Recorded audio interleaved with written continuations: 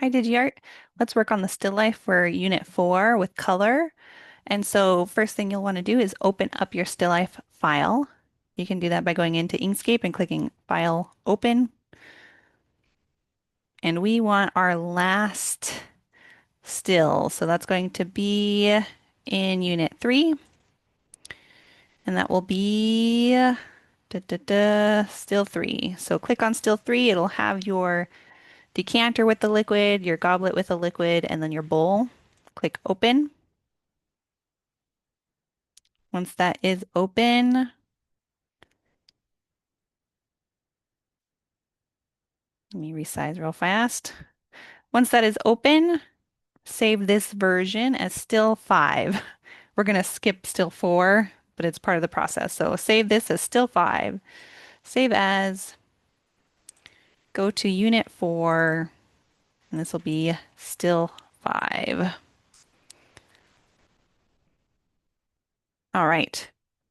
Now, once I'm here, we're going to start adding some color. So complete the color.svg file so you get a feel for how to add color to things. I'm going to be using the fill and stroke menu. You choose your poison, whichever one you want to work with. Um, Open up your layers panel if it is not already open. Layer, layers and objects. And then we are going to work with our bowl first. So click on your bowl layer, unlock it if it is not already unlocked. Make sure the other two are locked if they are not.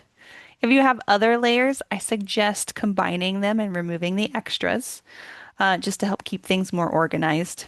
And so your goblet should all be on the one layer. Your decanter should all be on the one layer, including their liquid. All right, back to the bowl. So click on the bowl layer, unlock it, and then select your bowl. In your fill and stroke menu or any of the palette areas, we're going to change our fill color to a solid fill and pick whatever color you want. I don't care. Just pick a color, any color, doesn't matter as long as it's not black and it's not white. So any other color on there, I'm going to choose a blue and then turn the stroke so that it is off. Click that X. So you should have a solid filled bowl with no outline stroke. If your bowl is see-through, double check that your fill area alpha is set to 100 and not somewhere lower than that. So make sure that's set all the way up to the full maximum. And then make sure that your opacity is set to the full maximum.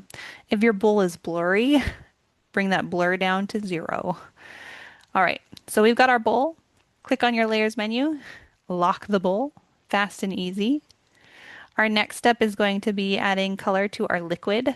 So choose either the goblet or the decanter. I'll work with the decanter first. Unlock that layer. Click the bottom part of the liquid and then change the color of the liquid to a solid fill. Choose the color of your liquid. Your lessons pick a dark red for like wine or something, but you can choose whatever liquid you want to fill it with. Orange juice, Gatorade, I don't care. But just choose a color and choose a slightly darker color for the bottom part of the liquid. And then take the stroke and turn that off. So remove the stroke. Select the top part of the liquid. And then we're going to use the dropper tool to help us select the bottom color again, but then we're going to adjust it. So the dropper is right here in the fill and stroke menu. You can see it at the bottom. If you do not see this, you can see it over here in the sidebar under the tools. It's right above the bucket. So dropper tool is what we're looking for. Click the dropper and it'll change to a little drop, like an eyedropper. And then click on the color of the bottom part of the liquid.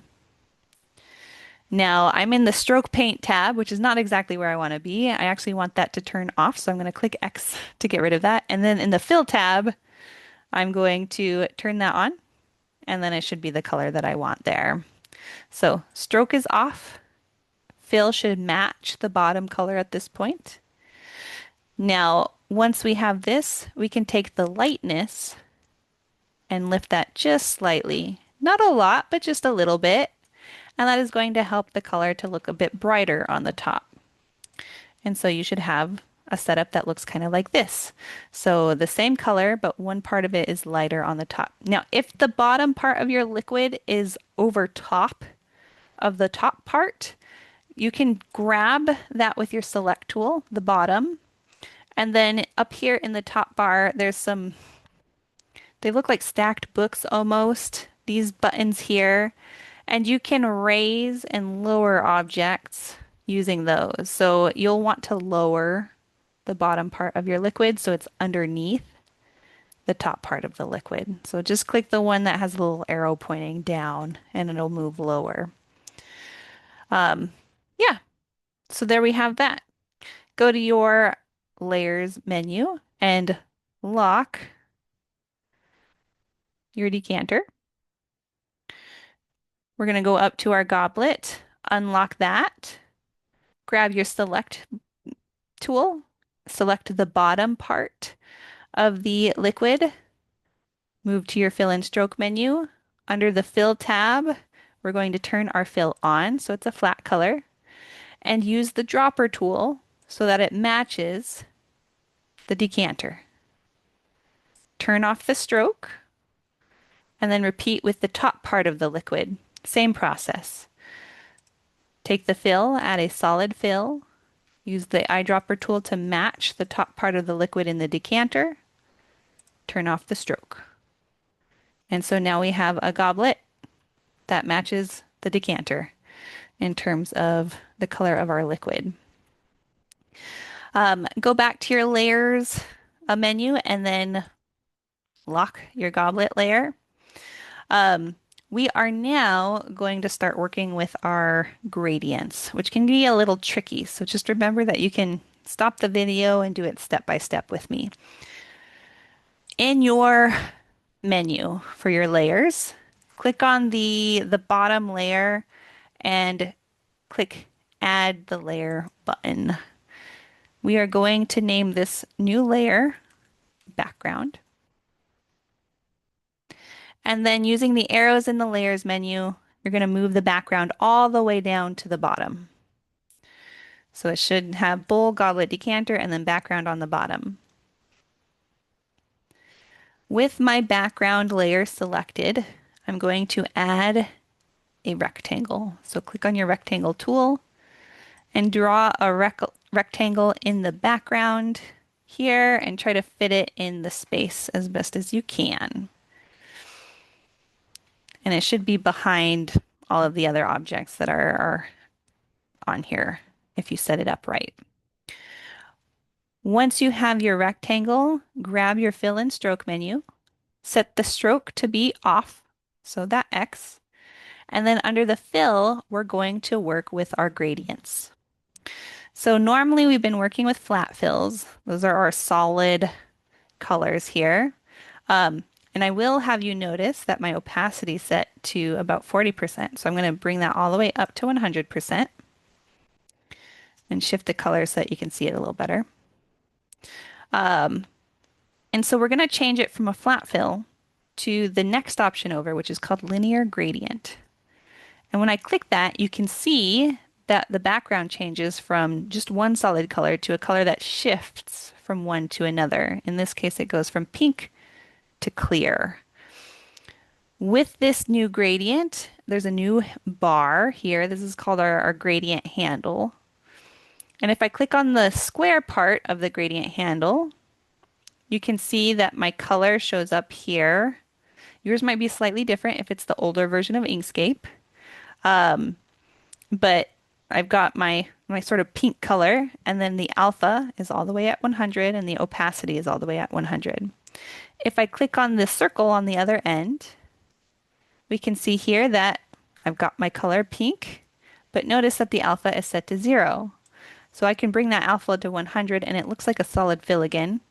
I do want it set to 100, but I'm going to change the color on the other side. And so that's what you should do too. So change the color to a different color that you like the look of. If you want to change to the other side, just click back on that square and that'll bring you back to the original color.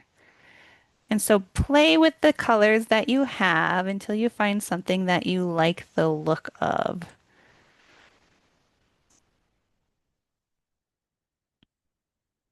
So I'm going to choose something like this. The next thing that you'll want to learn how to do is how to adjust the direction of your gradient. So if I grab one side of the gradient handle, I can move it around to a different space. And I can also grab the other side and move that to another space. So your choice, pick the direction that you would like your gradient to be facing. And you can just rotate them around each other. If you bring a gradient handle in towards the other, you'll get more of the one color. If you spread them out, it'll be a softer change. So experiment with your gradient handles. Um, and I'll just leave it there for now. So you can choose the two colors for your background. When you're happy with your gradient, you can go back to your layers and objects menu and then lock that layer. You'll be all done with this. If your gradient messes up, it's okay. Just click Control Z or undo in the top bar and reset it because sometimes they freak out and they do some weird stuff. So just go back to what it was before and then try again. All right, so we've got our background gradient. We've got the liquid with the color. We've got our bowl with the color. Now we need to add some grapes. Um, Click on the bowl layer, the top layer, and then add a new one. Name this new layer grapes. So we've got our grapes layer. Everything else is locked. I'm going to zoom into my bowl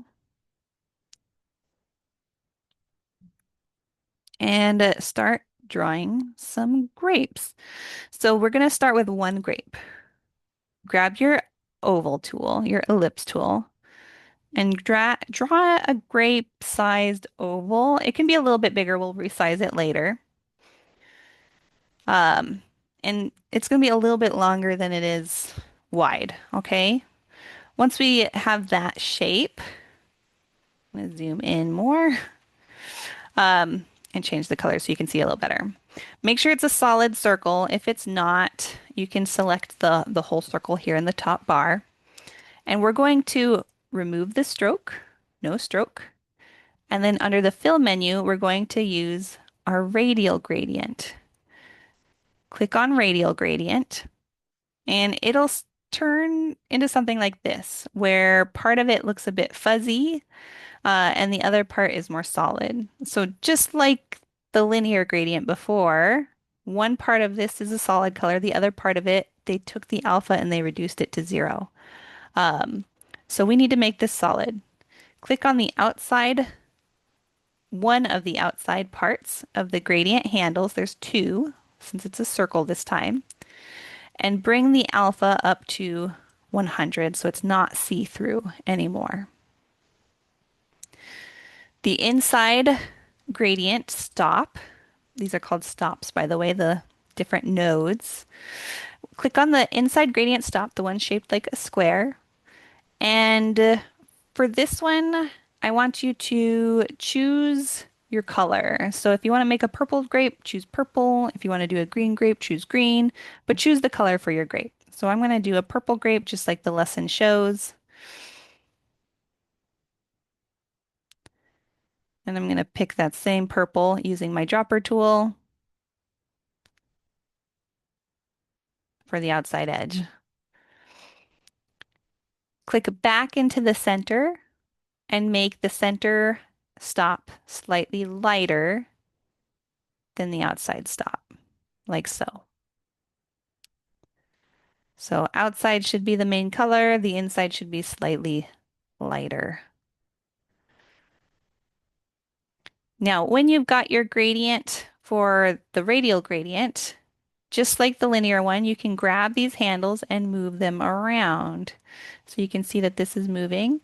I want you to pick an area for your grape to move that up towards. And since the light is shining from above, we're going to push our gradient up towards the top part of our grapes. The other thing you can do with these handles, just like the linear gradient, is you can pull on them to make your gradient shorter or wider. So the one on the side makes it long widthwise, and the one on the top makes it long tall-wise. So just kind of adjust this until you like the look of the brighter spot on the grape. And when you're happy with it, you can call that complete.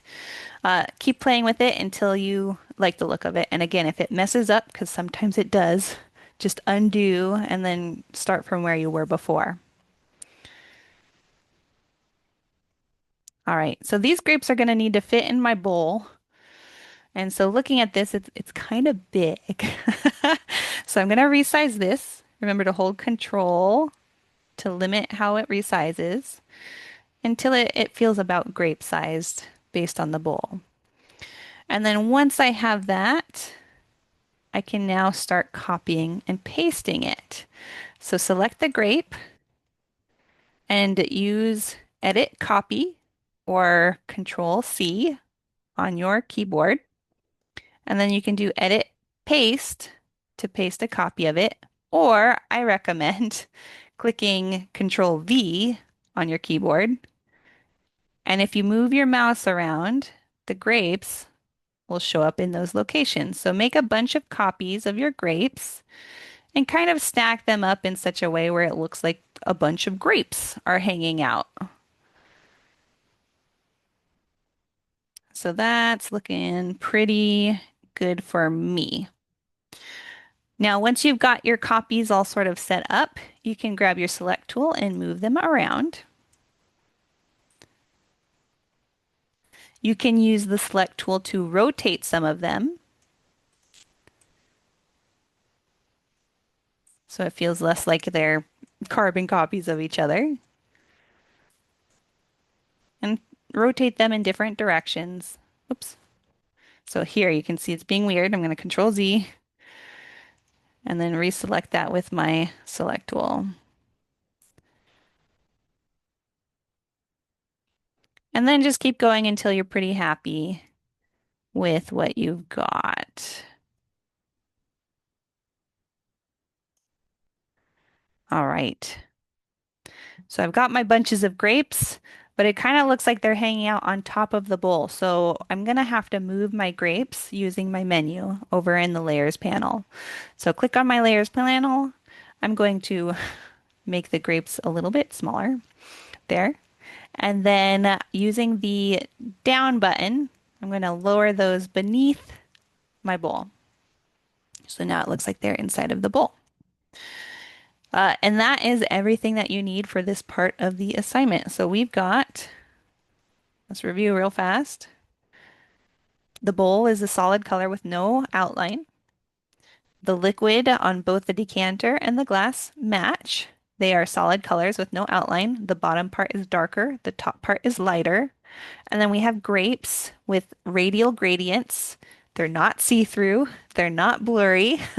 There's a bunch of them and they're organized interestingly. The background is a linear gradient going from one color to another color. And then I think those are all the important parts. All right. So once you have this ready to go, save your work. You can click Save As. Make sure it's still 5. Save. And then submit this with the zipped folder that includes the still 5 and the color.svg file. All right. Good luck. Let me know if you have any questions or if you need help.